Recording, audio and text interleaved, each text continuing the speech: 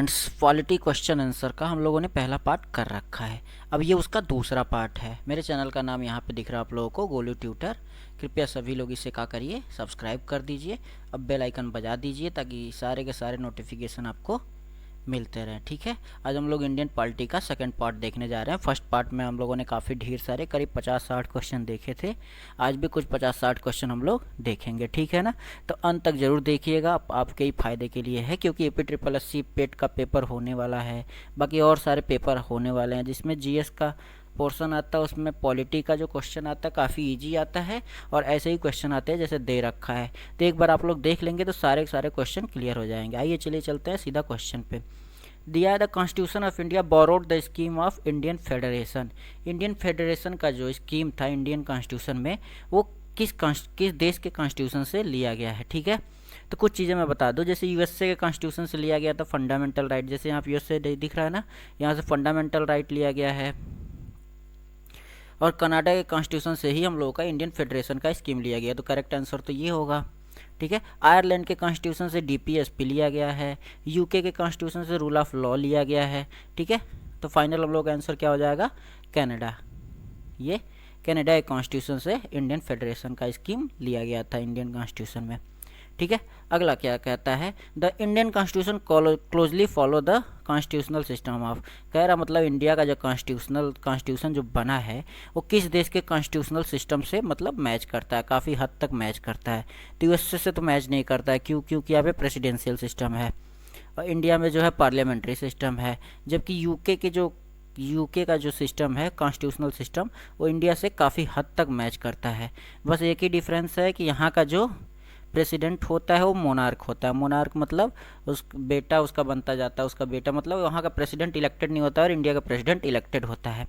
बस एक यही डिफरेंस है इन दोनों कॉन्स्टिट्यूशनल सिस्टम में, बाकी सब सेम है। इसलिए काफ़ी हद तक UK के कॉन्स्टिट्यूशन से इंडिया का कॉन्स्टिट्यूशन मैच करता है। ठीक है, रसिया में भी प्रेसिडेंशियल सिस्टम है। ठीक है ना, तो UK यहाँ पे फाइनल आंसर हो जाएगा।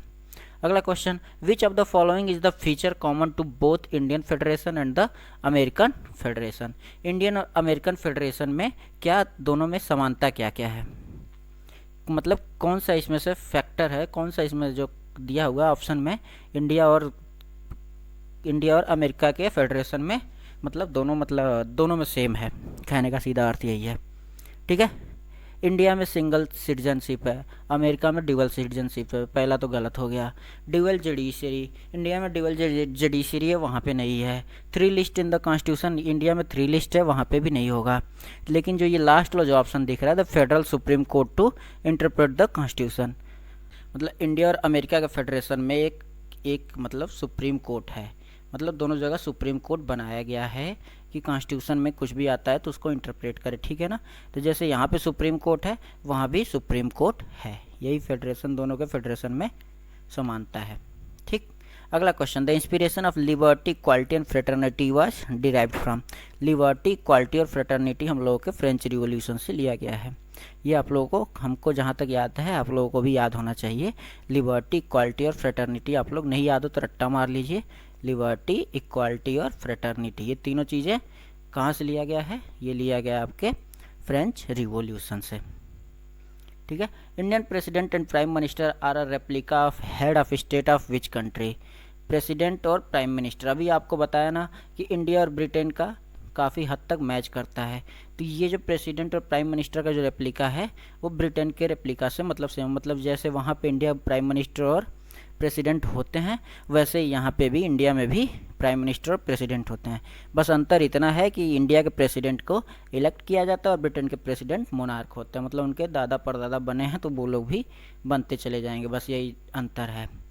The president of Indian union has the same constitutional authority as British monarch. British का जो मोनार्क है, अभी तो बताया ब्रिटिश वाला जो सिस्टम था, तो बस ब्रिटिश का मोनार्क जैसे है सेम वैसे इंडिया में प्रेसिडेंट है।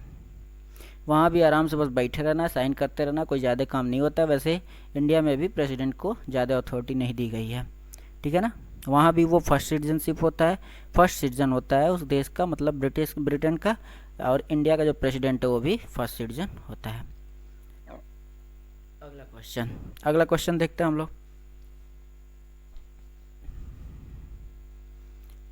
कहाँ गया भैया, which of the following describe India as a secular state, मतलब कह रहा है कि कौन सा ऐसा पार्ट है, मतलब कॉन्स्टिट्यूशन में ऐसा कौन सा जगह है, कौन से जगह पे सेकुलर की बात की गई है।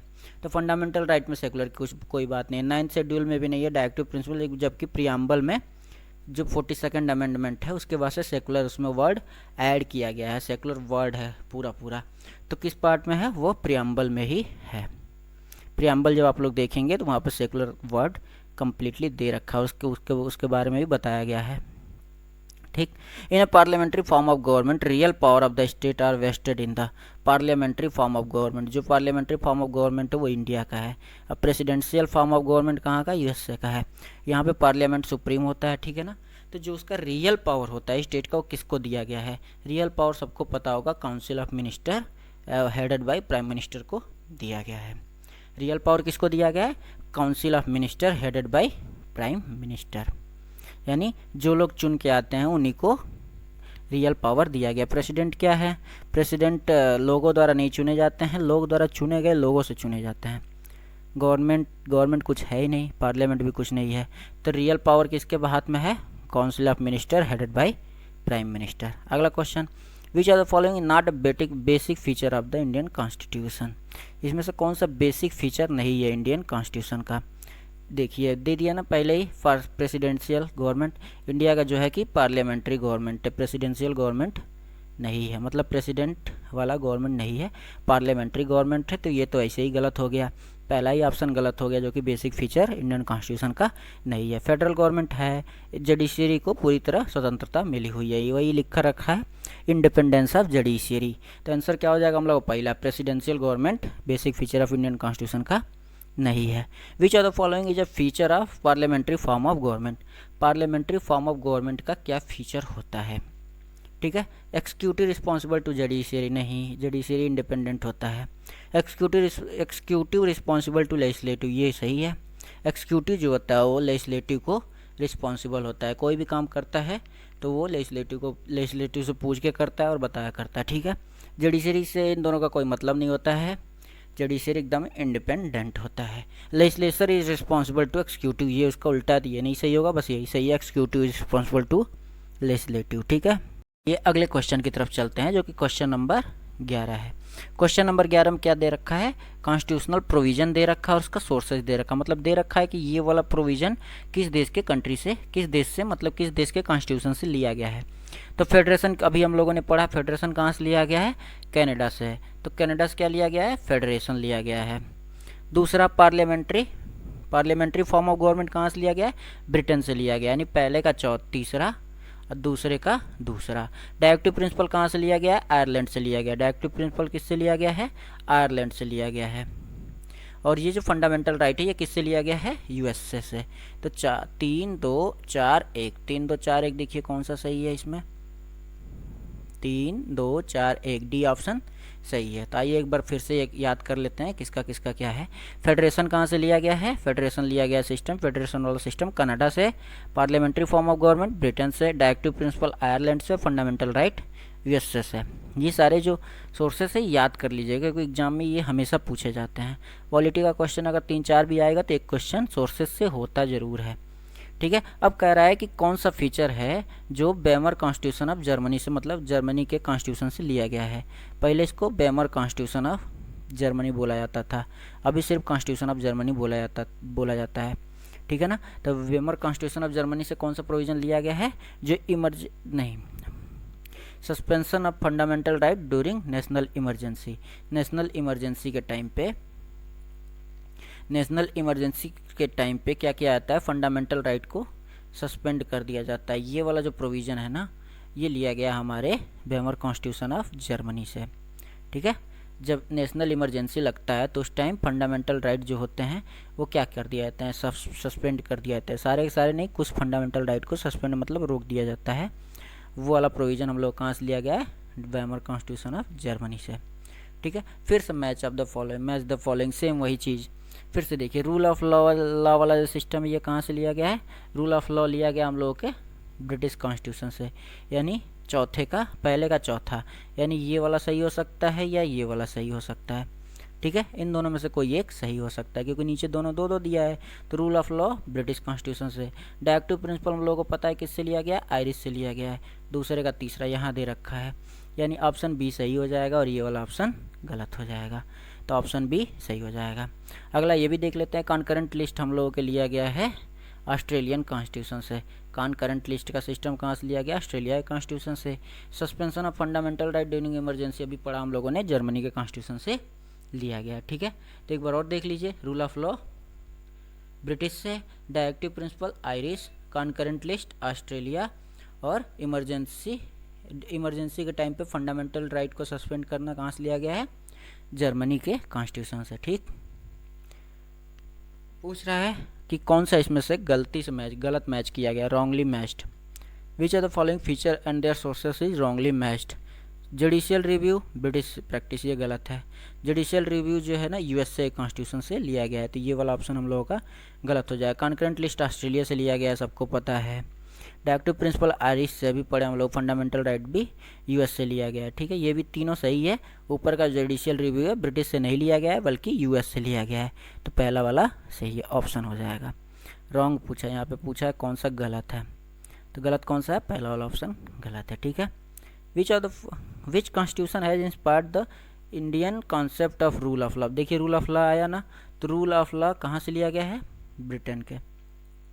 सीधे सीधे रूल ऑफ लॉ देखिए, ब्रिटेन कॉन्स्टिट्यूशन को सही कर दीजिए। आगे जो सिस्टम है वो सारे भी चीज़ें ब्रिटिश से भी लिया है, जैसे पार्लियामेंट्री सिस्टम ब्रिटेन में भी है, यहाँ भी है। लॉ मेकिंग प्रोसीजर जो है वो भी ब्रिटेन से ही लिया गया है। तीनों कॉन्सेप्ट जो हैं ब्रिटेन से या ब्रिटिश कॉन्स्टिट्यूशन से लिया गया है, याद कर लीजिएगा। ठीक है, अभी तक जिन लोगों ने मेरे चैनल को सब्सक्राइब नहीं किया है प्लीज़ अब तो सब्सक्राइब कर दीजिए। ठीक है, बेल आइकन जरूर बजा दीजिएगा ताकि नोटिफिकेशन आपको मिलता रहे। ठीक है, the constitution of India is design to work as unitary government. किस कंडीशन में, कि ये पूछ रहा है कि कॉन्स्टिट्यूशन ऑफ इंडिया में किस कंडीशन में इंडिया का जो मतलब सेंट्रल गवर्नमेंट है वो यूनिटरी गवर्नमेंट के रूप में काम करती है। तो ऐसा बस एक ही टाइम पे होता है, जब इमरजेंसी लग जाता है। तो इमरजेंसी जब लग जाता है तो वहाँ पे जो सेंट्रल गवर्नमेंट जो होती है ना, वो पूरा का पूरा पावर अपने हाथ में ले लेती है। ठीक है, जो सेंट्रल गवर्नमेंट बोलती है वही होता है। यही क्वेश्चन इसमें पूछ रहा है कि कॉन्स्टिट्यूशन को किस टाइम पे यूनिटरी गवर्नमेंट के लिए यूनिटरी गवर्नमेंट के जैसा काम करने के लिए डिज़ाइन किया गया है, किस टाइम पे, तो वो इमरजेंसी के टाइम पे होता है।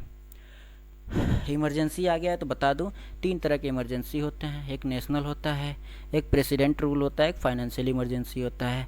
आर्टिकल होता है 352, 356 और 360। ठीक है, इमरजेंसी वाला जब आएगा आगे तो मैं उसके बारे में डिटेल में बताऊंगा।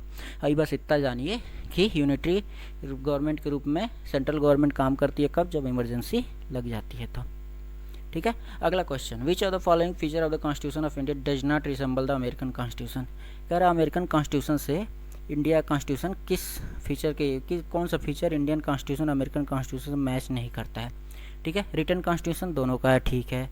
दोनों फेडरल फॉर्म ऑफ गवर्नमेंट है, ये भी ठीक है। दोनों के पास फंडामेंटल राइट है, ये भी सही है। Parliamentary form of government, India का जो गवर्नमेंट है वो पार्लियामेंट्री फॉर्म है, और जो यूएसए का जो गवर्नमेंट है वो प्रेसिडेंशियल फॉर्म है। ठीक है ना, तो ये पार्लियामेंट्री फॉर्म ऑफ गवर्नमेंट सिर्फ इंडिया का हिसाब से, इसलिए ये सही हो जाएगा। क्यों कह रहा है, क्योंकि यहाँ पे नॉट पूछ रखा है। ठीक है, डज नॉट मैच दिख रहा है, डज नॉट मैच दे रखा है, इसलिए पार्लियामेंट्री फॉर्म ऑफ गवर्नमेंट इसका आंसर है। बाकी तीनों सही है, तीनों मतलब दोनों मैच करता है, लेकिन ये पार्लियामेंट्री फॉर्म ऑफ गवर्नमेंट सिर्फ इंडिया में है, इसलिए ऑप्शन सही हो जाएगा। अगला कह रहा है which are the following emerge clearly from the preamble. कह रहा है इसमें से कौन सा ऐसा फंक्शंस है जो प्रियम्बल से इमर्ज हुआ है। ठीक है, when the constitution was enacted, अच्छा लिखा है उसमें, प्रियम्बल में लिख रखा है सबसे लास्ट लाइन में, we give this constitution to India on 26 day of November 1948 ऐसा करके लिख रखा है। ठीक है, 26 नवंबर 1949 को उन्होंने अपना कॉन्स्टिट्यूशन दिया, ऐसा उसने प्रियम्बल में लिख रखा है। तो when the constitution was enacted ये दे रखा है। The ideal that were to be achieved ये भी दे रखा है। सिस्टम ऑफ गवर्नमेंट दे रखा है, किस तरह का गवर्नमेंट यहाँ पे है। सोर्सेस ऑफ अथॉरिटी दे रखा है कि कहाँ से लिया गया है। ठीक है, तो ये चारों का चारों जो ऑप्शन है ये चारों के चारों सही हैं। ठीक है ना, तो जो प्रियम्बल में है ये चारों चीज़ें इमर्ज होती हैं। कॉन्स्टिट्यूशन कब इनेक्ट किया गया ये भी बताया गया है, कौन कौन से आइडियल्स है ये सारे बताए गए हैं, सिस्टम ऑफ गवर्नमेंट के बारे में बताया गया और अथॉरिटी बताई गई है।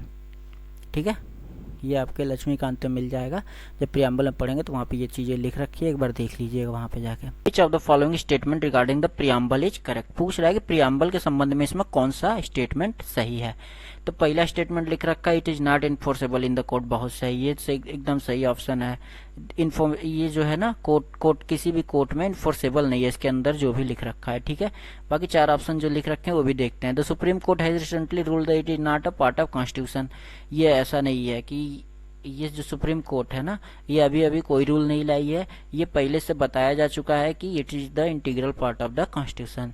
अगला लिख रखा है it had been amended twice, ये गलत बात है, सिर्फ एक बार ही अमेंड किया गया तो भी 42nd अमेंडमेंट एक्ट जो कि इससे जुड़ा हुआ है। इसमें 3 शब्द जोड़े गए थे, सिस याद रखिएगा, सिस से सिस्टर होता है ना, वैसे सिस याद रखिएगा, सेकुलर, इंटेग्रिटी, सोशलिस्ट, 3 वर्ड इससे जोड़े गए थे कब 42nd अमेंडमेंट एक्ट लाया गया था तब। ऑल ऑफ द अबव हो ही नहीं सकता क्योंकि बस पहला सही है, बाकी दोनों गलत है। अगला क्वेश्चन देखते हैं, the Indian constitution has borrowed the idea preamble from, अब ये जो प्रियम्बल है या प्रस्तावना जिसको बोलते हैं हिंदी में, वो किस देश के कॉन्स्टिट्यूशन से लिया गया है। ये हमारा लिया गया है यूएसए के कॉन्स्टिट्यूशन से। कहाँ से लिया गया? यूएसए के कॉन्स्टिट्यूशन से लिया गया है। यूएसए कॉन्स्टिट्यूशन से फंडामेंटल राइट, प्रियम्बल लिया गया है। ठीक है, फंडामेंटल राइट भी है, प्रियम्बल भी है, जुडिशियल रिव्यू भी है, बहुत सारी चीज़ें हैं। एक बार आप लोग कहीं मिले तो देख जरूर लीजिएगा। चलिए हम बता ही देते हैं क्या क्या लिया गया है। यूएसए के कॉन्स्टिट्यूशन, फंडामेंटल राइट लिया गया है, इंडिपेंडेंस ऑफ जुडिशरी, जुडिशरी की स्वतंत्रता ली गई है, जुडिशियल रिव्यू लिया गया है, इम्पीचमेंट ऑफ प्रेसिडेंट लिया गया, मतलब प्रेसिडेंट को उसको पोस्ट से हटाने की तरीका, और removal of supreme court high court जज या पोस्ट ऑफ वाइस प्रेसिडेंट, ये सारी चीज़ें जो है ना अमेरिका के यूएसए के कॉन्स्टिट्यूशन से लिया गया। उसमें प्रियम्बल भी आता है, तो प्रियम्बल के लिए कौन से कॉन्स्टिट्यूशन से लिया गया है? यूएसए के। ठीक है, सेकुलरिज्म मीन्स क्या कहना चाह रहा है? सेकुलरिज्म आप लोग जानते ही हैं क्या होता है, सेकुलर, सारी देश सेकुलर होना चाहिए। सप्रेशन ऑफ ऑल रिलीजन, ये तो एकदम कंफर्म गलत है। Freedom of worship to minority, ऐसा कोई नहीं है, सबको वर्शिप करने की स्वतंत्रता है, सिर्फ माइनॉरिटी को ही नहीं है। तो सेकुलरिज्म मीन्स क्या होता है? 2 ऑप्शन और दे रखा है, इसको भी देख लें। Separation of religion from the state, ये भी गलत है, रिलीजन को स्टेट से अलग नहीं करना है। A system of political and social philosophy that does not favour any particular religion faith, ये सही ऑप्शन है। मतलब एक ऐसा सिस्टम पॉलिटिकल और सोशल फिलॉसफी जो कि हो बेस्ड, जो किसी भी रिलीजन के फैथ को फेवर नहीं करता, मतलब सबको एक समान समझता है, ये होता है सेकुलरिज्म का रियल डेफिनेशन। सेकुलरिज्म का रियल डेफिनेशन दिखा आप लोगों को, a system of political and social philosophy that does not favour any particular religious faith. ठीक है, अगला question, in a federal state में क्या होना चाहिए? फेडरल स्टेट में क्या होना चाहिए? State are more powerful than the centre, ये सही बात है, स्टेट को ज़्यादा पावर देना चाहिए, वो फेडरल स्टेट होता है। ठीक है ना, फेडरल स्टेट क्या होता है? जिस देश में स्टेट को सेंटर से ज़्यादा पावर दिया गया वो एक फेडरल स्टेट होता है। तो दूसरा ऑप्शन गलत हो जाए क्योंकि दे रखा है centre is more powerful then state, ये गलत है। प्रेसिडेंशियल फॉर्म ऑफ गवर्नमेंट, ये भी नहीं हो सकता। Constitutional division, power of centre state आगे।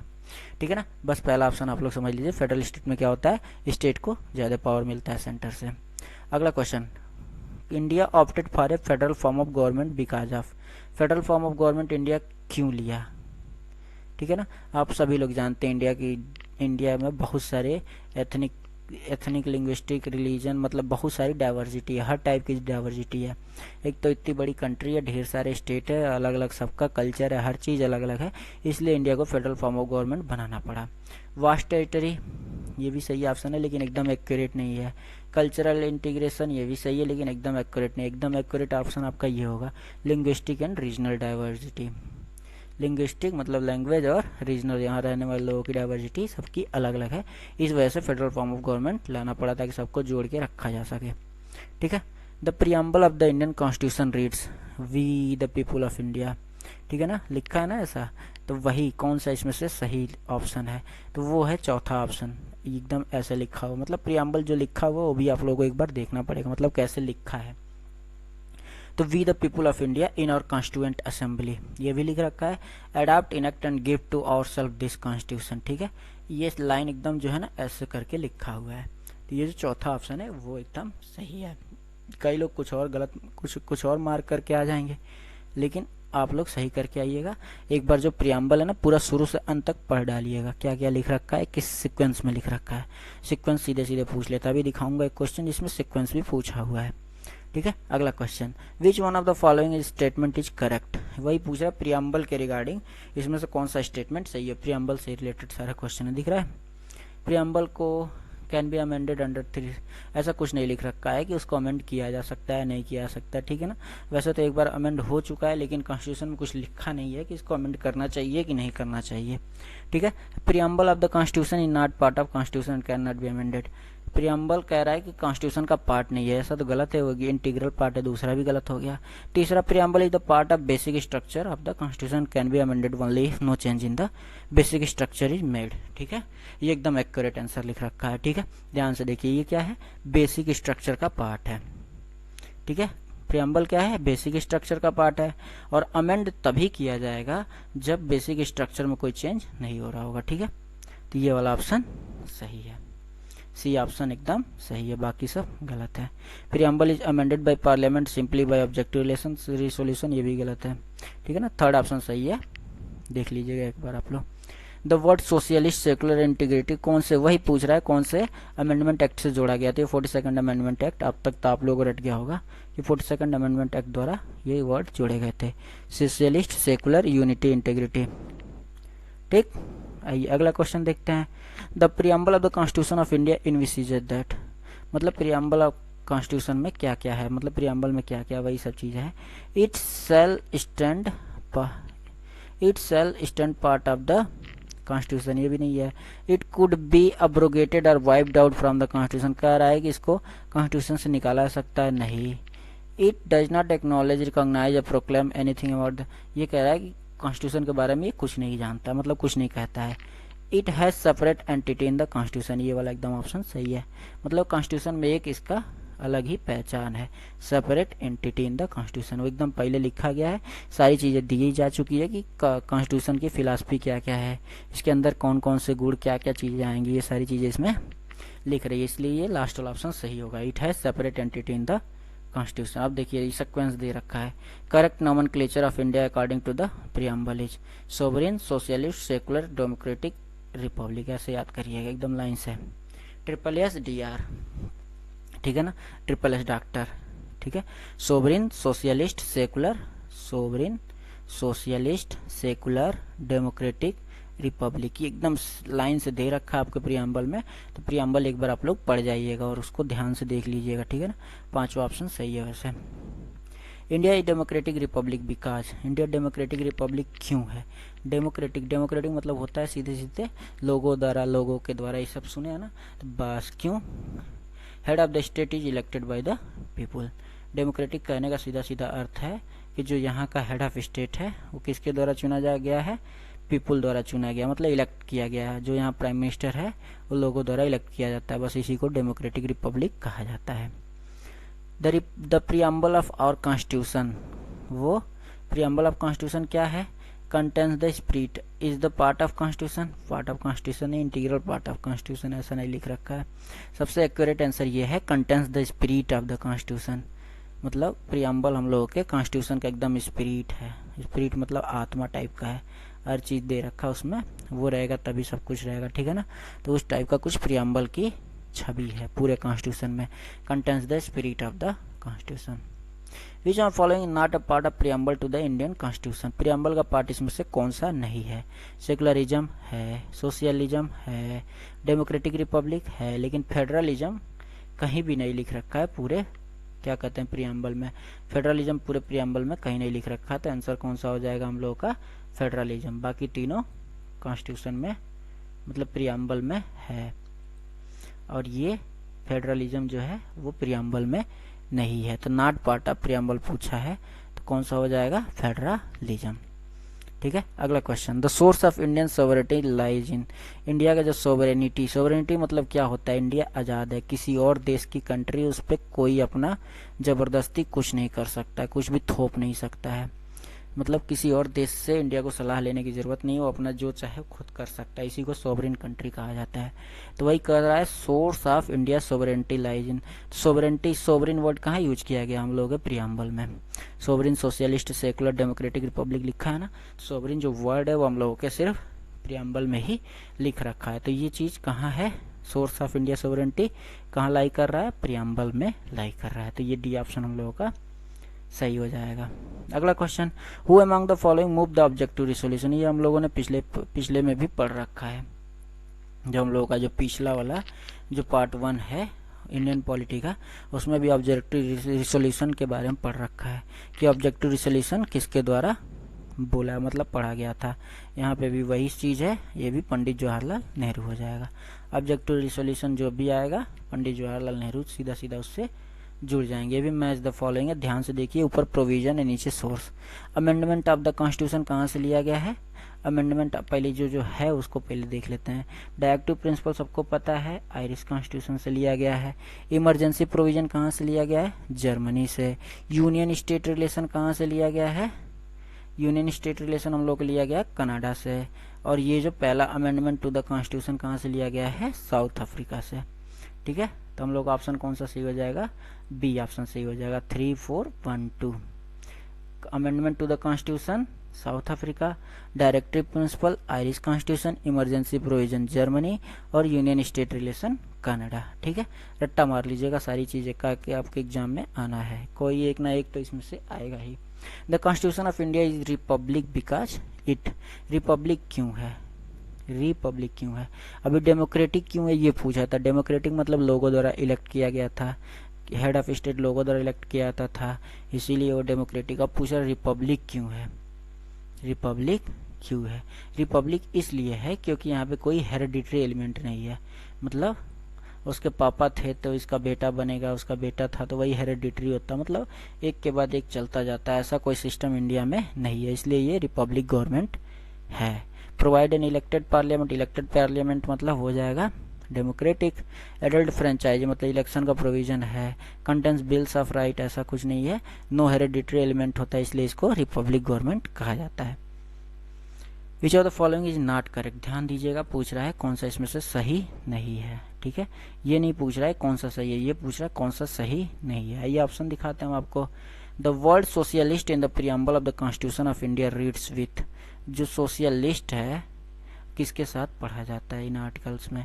39D would enact the court to uphold the constituency of nationalism, ये भी नहीं है।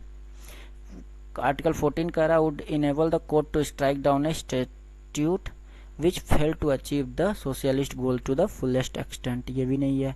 आर्टिकल 25 है जो पूरा मतलब कह रहा है, वो मतलब प्रियम्बल का जो सोशलिस्ट वर्ड है कॉन्स्टिट्यूशन ऑफ इंडिया को मतलब पूरा कंफर्म करता है, ये थर्ड ऑप्शन। आर्टिकल 25 जो कह रहा है, article 25 would enable the court to ensure freedom guaranteed under that article, मतलब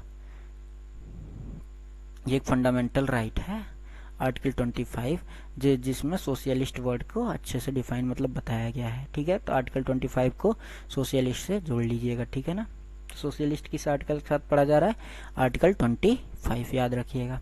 in India concept of single citizen is adopted from, single citizenship कहाँ से लिया गया, सिंगल सिटीजनशिप आपका लिया गया था इंग्लैंड से लिया गया था। हम लोग बहुत सारे जो प्रोविजन थे इंग्लैंड से ही लिया गया था, क्यों, क्योंकि उन लोगों ने यहाँ पे राज करी थी तो लोग उसके हिसाब से ढल गए थे। इंग्लैंड का जो रूल था वो यहाँ पे भी लगता था, उस हिसाब से ढल चुके थे, इस वजह से यहाँ के ज़्यादा प्रोविजन जो थे वो इंग्लैंड से लिए गए हैं। ठीक है, पार्लियामेंट्री सिस्टम भी इंग्लैंड से लिया गया है, रूल ऑफ लॉ इंग्लैंड से लिया गया है, सिंगल सिटीजनशिप का कॉन्सेप्ट भी इंग्लैंड से लिया गया है, ऐसे और भी बहुत सारी चीज़ें हैं जो इंग्लैंड से लिया गया है। Parliamentary government, rule of law, legislative procedure, single citizenship, cabinet system, writ जो है 4-5 टाइप का वो, और बाईकैमरलिज्म जो है ना वो कहाँ से लिया गया है, ब्रिटिश या इंग्लैंड से लिया गया है। तो वही सिंगल सिटीजनशिप कहाँ से लिया गया है, इंग्लैंड से। अगला कह रहा था इंडियन कॉन्स्टिट्यूशन कंप्राइजेज ऑफ, ये जो है ऑप्शन आप लोगों का गलत आई थिंक है। आंसर ये दे रखा है 395 आर्टिकल 22 पार्ट, यहाँ पे होना चाहिए 8 शेड्यूल। 8 शेड्यूल कब था, जब हम लोगों का कॉन्स्टिट्यूशन बना था उतने टाइम था। 395 आर्टिकल 22 पार्ट और 8 शेड्यूल। अभी प्रेजेंट टाइम में 450 प्लस आर्टिकल्स हैं, 25 पार्ट्स हैं और 12 शेड्यूल्स हैं, ठीक है ना। प्रेजेंट टाइम में, प्रेजेंट टाइम की बात किया जाए तो 450 प्लस आर्टिकल्स हैं, 25 पार्ट्स हैं और 12 शेड्यूल हैं। जबकि जब ओरिजिनल कॉन्स्टिट्यूशन बना था उतने टाइम 395 आर्टिकल थे, 22 पार्ट्स थे और 8 शेड्यूल हुआ करते थे, ठीक है। आइए अगले क्वेश्चन की तरफ चलते हैं। From which of the country constitution of India है अडॉप्टेड फंडामेंटल ड्यूटी कहाँ से लिया गया है? फंडामेंटल ड्यूटी हम लोगों के यूएसएसआर से लिया गया है, रसिया से। उस समय यूएसएसआर था, अभी रसिया हो गया है, ठीक है। तो उस समय यूएसएसआर का कॉन्स्टिट्यूशन था। 1990 में कोल्ड वॉर के बाद ये रसिया अलग हो गया था, तब से रशियन कॉन्स्टिट्यूशन हो गया है, ठीक है ना। तो फंडामेंटल ड्यूटी कहाँ से लिया गया है? रसिया से। अगला question, the word socialist was added to the preamble, its main aim is to. कहने का मतलब है सोशलिस्ट 42nd अमेंडमेंट एक्ट द्वारा प्रियम्बल में तो जोड़ा गया था, लेकिन इसका एम क्या था, मतलब उद्देश्य क्या था? Eliminate inequality in economic and political status. ये सही है क्या? इनइक्वालिटी खत्म करना चाह रहा था, किस हिसाब से? इकोनॉमिक। काफ़ी लोग पुअर थे, कुछ लोग गरीब थे, कुछ लोग अमीर थे, तो वो इकोनॉमिक इनइक्वालिटी उस समय था। अब पॉलिटिकल इनइक्वालिटी भी था। बस इन दोनों को दूर करने के लिए word socialist 42nd amendment act द्वारा जोड़ा गया था। पॉलिटिकल रिलीजियस ये नहीं हो सकता, इनकम स्टेटस ये सब नहीं हो सकता, क्लास बेस्ड सोसाइटी ये भी नहीं है। बस ये इकोनॉमिक और पॉलिटिकल स्टेटस की इनइक्वालिटी को दूर करने के लिए प्रियम्बल में सोशलिस्ट वर्ड जोड़ा गया था। विच of the pair is correctly matched, कह रहा है इसमें से कौन सा पेयर करेक्टली मैच है? रिपब्लिक यानी head of state is hereditary monarch, ठीक है। Republic head of state is hereditary monarch, ये रिपब्लिक नहीं होता है। रिपब्लिक में क्या होता है? इलेक्टेड होते हैं, ठीक है। सोवरिन क्या लिख रहा है? Constitution rest on the people's will, ये भी गलत है। सोवरिन मतलब होता है constitution does not recognise legal supremacy of another country. कहने का मतलब सोवरिन जो है वो तीसरे ऑप्शन से मैच करता है। Constitution does not regard legal another country के सुप्रीमेसी से इंडिया कोई मतलब नहीं है। डेमोक्रेटिक मतलब लोगों द्वारा चुना जाता है, वो डेमोक्रेटिक होता है। यानी तीनों ऑप्शन ये गलत हो गया। चौथा क्या कह रहा है? Secular state is without any religion of its own, सही है, ये तो सही दिख रहा है। सेकुलरिज्म का कहने का मतलब वही है कि बिना रिलीजन का जो स्टेट होता है उसको सेकुलर स्टेट कहा जाता है। बस यही तो कह रहा है, state is without any religion of its own, यानी चौथा ऑप्शन सही हो जाएगा। सेकुलर वाला करेक्टली मैच्ड है, ठीक है ना। अगला question, the preamble enshrined certain idea that were first spelled out in. Preamble में कुछ आइडियाज हैं जो सबसे पहले कब स्पेल आउट किया गया था, मतलब प्रियम्बल वाले वर्ड कहाँ पे आए थे? ये आपका ऑब्जेक्टिव रिजोल्यूशन जो कॉन्स्टिट्यूएंट असेंबली में जवाहरलाल नेहरू भाई ने पढ़ा था, जवाहरलाल नेहरू ने पढ़ा था, वहीं से प्रियम्बल के कुछ आइडियाज लिए गए थे, ठीक है। अगला question, the part of the constitution that reflect the mind and ideas of the framer is. Reflect the mind and idea framer, ये हम लोगों का प्रियम्बल है, क्योंकि प्रियम्बल को ही देखते हुए आगे का जो हम लोगों का क्या था, प्रियम्बल में जो दे रखा था वही सारी चीज़ों को देखते हुए जो हम लोगों का फ्रेमर थे कॉन्स्टिट्यूएंट असेंबली वाले, उन्होंने पूरा का पूरा क्या बनाया था? कॉन्स्टिट्यूशन बनाया था, हम लोगों का संविधान बनाया था। तो वही reflect mind and ideals of framers क्या था? फ्रेमर प्रियम्बल था। प्रियम्बल से ही उन लोगों ने काफ़ी सारे आइडियाज लिए थे। विच of the following determines that the Indian constitution is federal. Federal कहने का सीधा सीधा अर्थ क्या है? भाईचारा, इंडियन स्टेट और सेंट्रल के बीच में। बस ये चीज़ कहाँ लिख रखा वही पढ़ लीजिए। रिटर्न एंड रिजिड कॉन्स्टिट्यूशन गलत, एंड इंडिपेंडेंट जुडिशरी गलत, vesting of residuary power with the centre ये भी गलत। ये चौथा option distribution of power between state and centre दिखा, पावर का डिस्ट्रीब्यूशन किसके बीच में? सेंटर और स्टेट के बीच में। ये ऑप्शन हम लोगों का सही हो जाएगा। ये हो जाता है हम लोगों का फेडरल स्टेट, या कॉन्स्टिट्यूशन इज फेडरल, ये बातें भी बता रहा है। काफ़ी सारी चीज़ें हम लोग प्रियम्बल के बारे में पढ़ लिए। प्रियम्बल के बाद से हम लोगों ने सोर्सेस ऑफ कॉन्स्टिट्यूशन पढ़ लिया, और भी बहुत सारी चीज़ें, सोशलिस्ट, सेकुलर, रिपब्लिक, बहुत सारी चीज़ें थी जिसके बारे में हम लोगों ने आज जान लिया। मेरे चैनल का नाम आप सभी लोगों को पता है, गोलू ट्यूटर, यहाँ भी लिख रखा है वाटरमार्क में, गोलू ट्यूटर। क्या करिएगा आप लोग, इसे सब्सक्राइब कर दीजिएगा और बेल आइकन भी बजा दीजिएगा। और भी बहुत सारे इसके पार्ट्स आने बाकी हैं, तो चैनल से जुड़ जाइए ताकि आप लोगों को कहीं और ना जाना पड़े, सारा का सारा चीज़ यहीं का यहीं तैयार हो जाए। सारे के सारे सब्जेक्ट से क्वेश्चन मैं लाने वाला हूँ ताकि आपका एग्ज़ाम जितने भी आगे होने वाले हों सबके सब हो जाए अच्छे से, ठीक है ना। चलिए आज के लिए बस इतना ही, धन्यवाद। अगला मिलते हैं, उसमें भी हम लोग और सारे क्वेश्चन देखेंगे किससे किससे related, citizenship, fundamental right, fundamental duty, directive principle of state policy, DPSP, इन सब से क्वेश्चन हम लोग अगले पार्ट में देखेंगे। ठीक है, तो अगले पार्ट को देखने के लिए चैनल पे आना ना भूलिएगा और इसे सब्सक्राइब जरूर कर दीजिएगा। बस इतना ही, धन्यवाद।